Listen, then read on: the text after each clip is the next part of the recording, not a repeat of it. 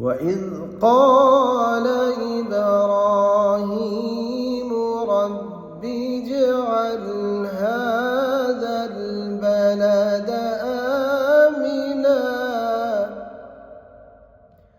رب اجعل هذا البلد آمنا واجنبني وبني أن نعبد الأصنام رب إنهن أضللن كثيرا من الناس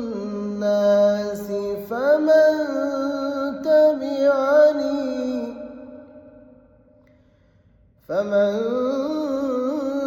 تبعني فإنه